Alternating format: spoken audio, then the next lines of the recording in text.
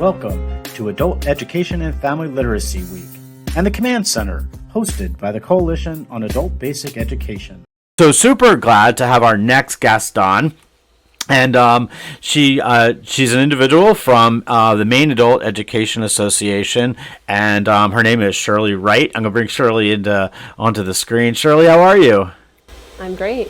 Thank you for having me this morning. It's super nice to meet you. So I have to tell you, I was with a colleague, I believe a colleague of yours, Tom Nash, from Maine, was in town yesterday. I saw him in Washington, and Tom was gracious enough he joined us for dinner one night, and he brought us yesterday some Maine lobster.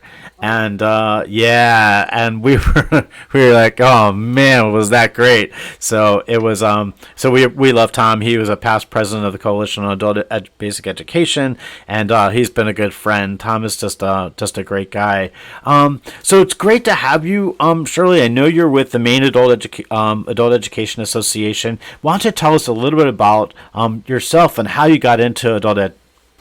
Sure.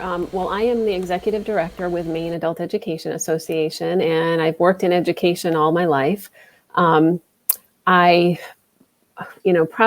guess my passion for literacy brought me into adult education. I was trained as a high school English teacher, but entered adult education just a few years after that. And I worked, one of the things that brought me into the field and that I'm really excited every time I work with adult education programs or students, I worked with a non-reader when I was in my early 20s, and she was in her early 20s.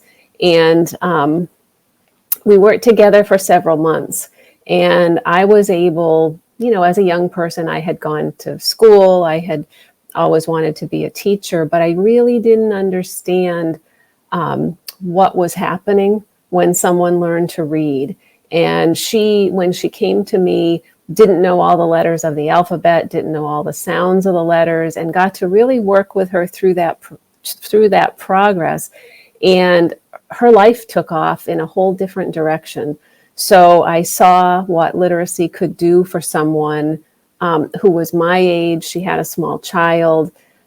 She learned to drive. She was able to get a job. It was just amazing. And so that's what really got me started. And I think of that all the time.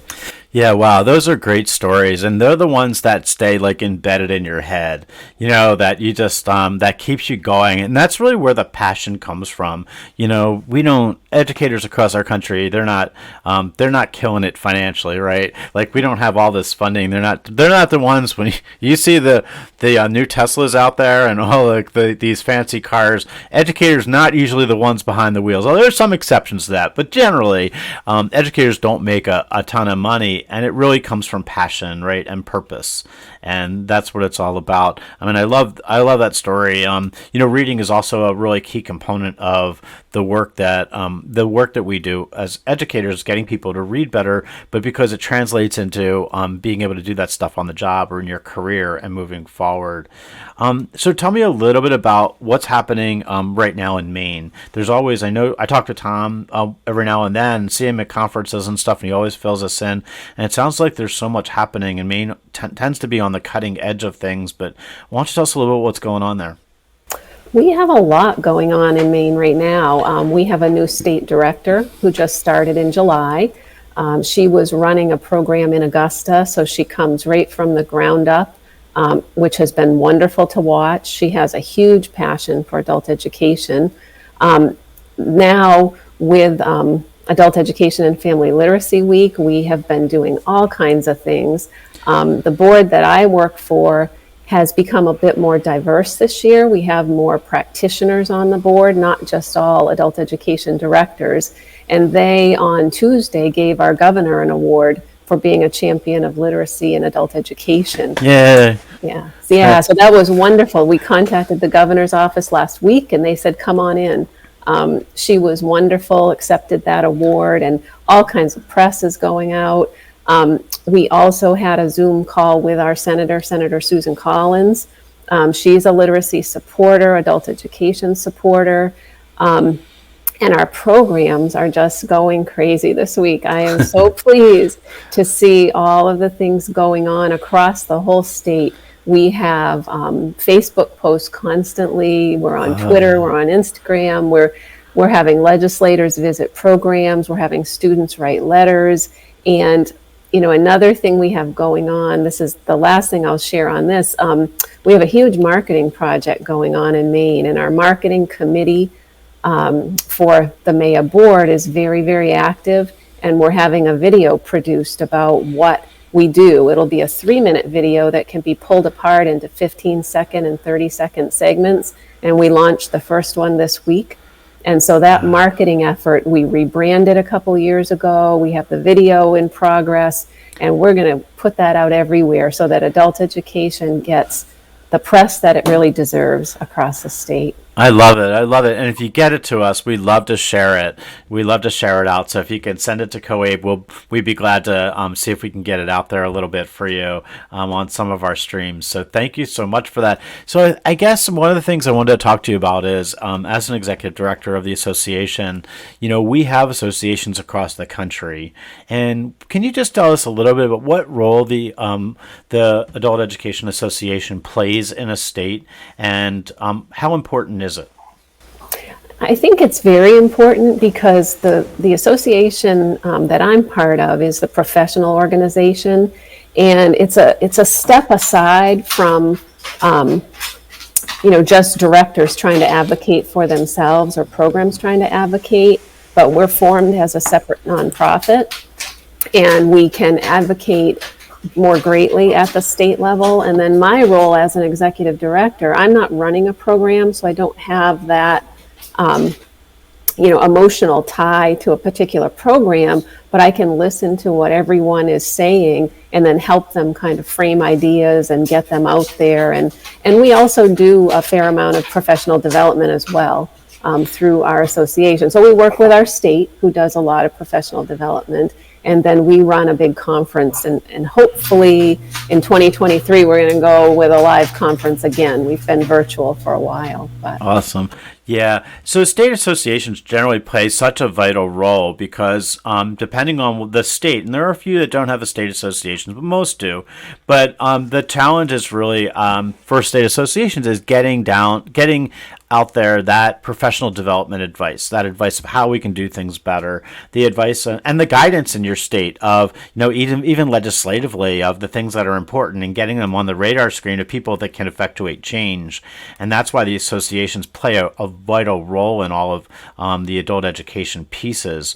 So, thank you for everything you do. It is really important for our state associations. And I know that the days of working in silos are done. Like, I really believe, especially in education more than anywhere, we have to recognize that it takes a village, that it's our associations. We need somebody to kind of help coordinate and oversee and direct us and give us direction, in which way we're going to go on things. But by and large, we need to start collaborating. We need to start working together. And that's just not adult education. That's also the labor market and the employers that are out there and the workforce that's meeting their demands that are out there. I'm curious, what's going on with Maine with the integration of education and workforce?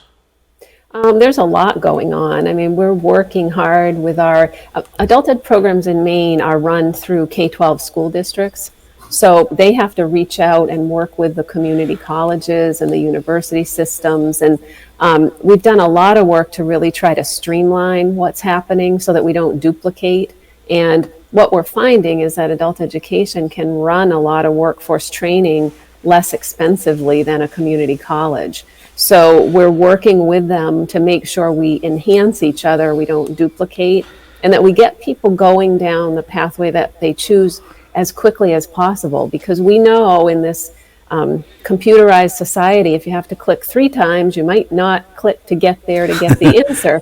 So we have to, the training is the same thing. People need to find it quickly, they need to access it, and it needs to serve a purpose. So, lots of workforce partners, workforce boards, things are going well. Awesome. Yeah, one of the things that we're seeing, even with IET, the Integrated Education and Trainings that are going on in these new programs, is the integration of employers, where we're really training people to meet those needs that are in the labor market today, and that's super important. Can you talk to us a minute about maybe what's happening in the state regarding digital literacy? We work with the National Digital Equity Center, and we actually did some work with them over the summer. And it's funny because they're training people across the state in digital literacy, but they're also going to help train some of our adult educators that will then be able to also help with training. So we're trying to really push that out and make sure, literacy isn't just reading a book anymore. You have to be digitally literate, and making sure that that training is available and that all of our adult ed programs are connected with the National Digital Equity Center. So, we're trying, and our call with Susan Collins the other day, we reinforced to her, our senator, that we still have broadband issues, and we have some pretty big ones in the state. And so we can give people digital literacy, but they also have to have the capacity to make things work. And it was good. I thought one of her quotes was, we've invested millions in bridges and roads, but digital literacy is the same kind of thing now. So it has to be kept up. And I had never really thought about that a road and a bridge, because we were always traveling, but now we travel online. So that has to be enhanced and functional. Yeah, for sure. Digital Equity Act coming into play over the next year is definitely going to be changing a lot for a lot of people, because it's now going to give them access and give them some educational support with digital literacy, and it's really super important. So much is happening when we talk about bringing organizations together and sharing. How many members do you have in the Maine Association? We have about 70 programs in the state. So we're widespread. Maine's a big state, but there's a program near everyone if they need to find one. So, and they're all members of our association. And then our board is about between 15 and 17 members that come from programs in various roles. That is just super work being done in Maine. We so appreciate you. So if there's a message you wanted to share out this Adult Education and Family Literacy Week that you want legislators and you want the community to know, this is what we need to do going forward. What message would you want to share? Well, I think that, we really need legislators to understand what we do, because what we do opens doors for people, to have greater access to post-secondary training.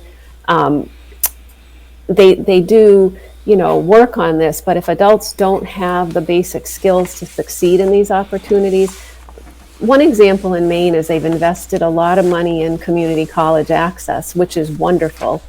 However, there are adults who sign up for programs and they don't complete because they don't have the basic skills. And so what legislators really need to know is that layer, or getting people to the skill level to be able to succeed, is really important, because the data shows us that if people start a community college program and don't finish, they're reluctant to go back. Or if they start a training program and don't finish. So failure doesn't help us succeed. That is a super great point. That really is important to know. And, it's not just all about funding, too. Funding is a big piece, and we can't do this without having adequate funding for our teachers and resources for our students, and we get that. But we also need other supports, and we need to really look at this holistically and create those partnerships across all of those sectors. Thank you so much, Shirley, for all the work you guys are doing in Maine, and all the programs that are going forward in Maine. And you're really making a difference for so many lives, and we appreciate you. We hope that if you have those stories out there from Maine, if you're listening, please feel free. Get them to COAPE. Send them to us, and we would be glad to post them up today and tomorrow. We've been getting clips and news clips and a lot going on, so feel free to share all that great stuff that's happening. I'll give a shout out to Susan Collins as well in Maine for stepping up and being being the voice of adult education in the state, and really recognizing the importance. Thanks so much for being with us. We appreciate you, and I am hoping that I'll be able to get back up to Maine because that lobster was just phenomenal, and we're hoping at some point maybe we can get up and spend some time with not only Tom and the great work that Tom Nash is doing, but meet some of the program work that's being done up there. So thank you so much. Well, thank you very much too.